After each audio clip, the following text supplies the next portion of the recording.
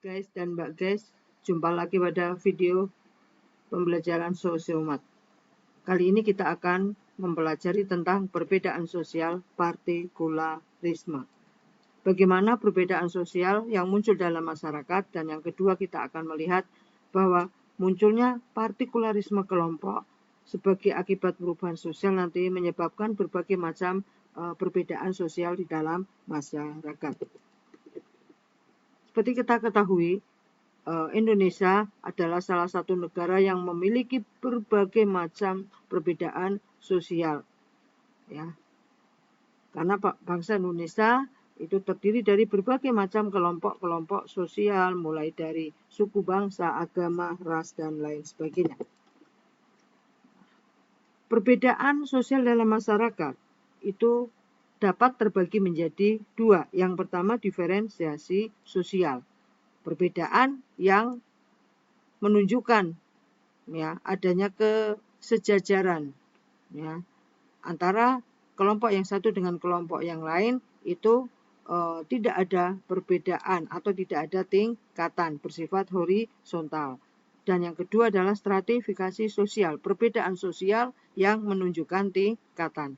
Dalam materi kali ini kita akan membahas yang diferensiasi sosial.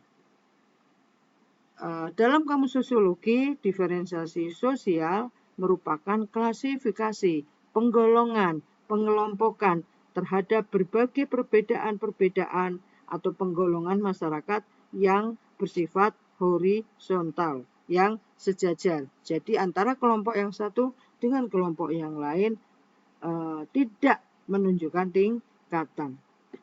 Kemajemukan sosial ditandai oleh adanya berbagai macam perbedaan-perbedaan. Ada 3 ciri. Yang pertama, berdasarkan ciri fisik.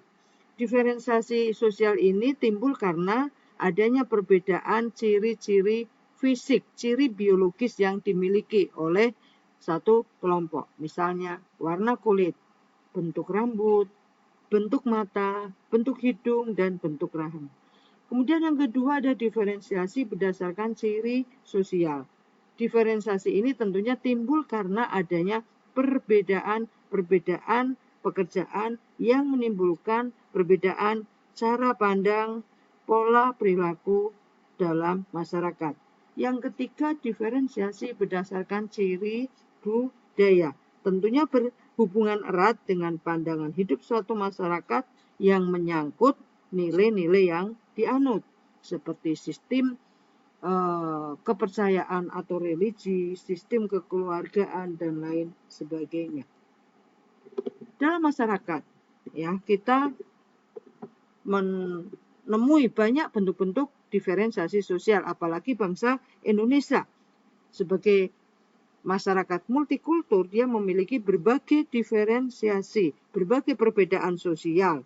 Salah satu di antaranya adalah perbedaan suku bangsa atau etnis. Salah satu etnis di Indonesia yang kita lihat pada gambar adalah suku bangsa Ngada yang berasal dari Flores, Nusa Tenggara Timur. Itu salah satu contoh dari diferensiasi sosial yang ada dalam masyarakat. Nah, secara sosiologis kita mengenal ada 5 jenis diferensiasi sosial yang terdapat dalam masyarakat. Yang pertama, diferensiasi ras. Yang kedua, diferensiasi suku bangsa. Yang ketiga, diferensiasi jenis kelamin atau gender. Yang keempat, diferensiasi mata pencaharian atau profesi, dan diferensiasi agama.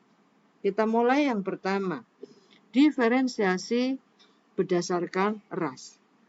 Dalam kamus sosiologi dikatakan bahwa ras adalah pengelompokan manusia yang berdasarkan pada ciri-ciri fisik. Atau ahli lain mengatakan bahwa ras adalah kelompok manusia yang memiliki ciri fisik bawaan yang sama. Apabila kita menyebut satu kelompok ras tertentu, maka ciri yang kita kemukakan adalah ciri fisik bukan ciri budaya. Ini yang perlu kalian cermati ya dengan benar.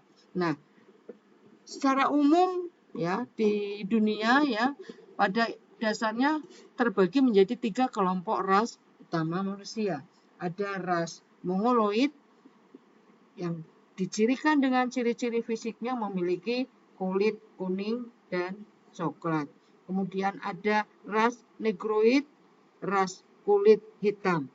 Ada ras Caucasoid yang memiliki kulit putih. Ahli yang lain misalnya A.L. Kroeber, dia membagi ras itu menjadi 5. Ada ras Mongoloid, Negroid, ya, Asiatik, kemudian ada Bushman dan ras Wedoid. Berikutnya, diferensiasi berdasarkan suku bangsa. Perlu kita ketahui, ya Indonesia memiliki lebih dari 1.340 suku bangsa dan tentunya semuanya memiliki ciri khas masing-masing. Ya, Anda lihat pada gambar ya bahwa rumah adat dari suku bangsa yang satu jelas berbeda dengan rumah adat dari suku bangsa yang lain. Ini menandakan adanya diferensiasi berdasarkan suku bangsa. Nah, kita lihat juga ya bahwa suku bangsa itu merupakan hasil dari sistem kekerabatan yang lebih luas. Masyarakat dalam sistem kekerabatan ini tetap percaya bahwa mereka itu memiliki ikatan darah dan berasal dari nenek moyang yang sama. Nah, ada berbagai suku bangsa di Indonesia. Salah satu contohnya kita melihat pada Pulau Sumatera, salah satu suku bangsa yang terkenal adalah suku bangsa Padang.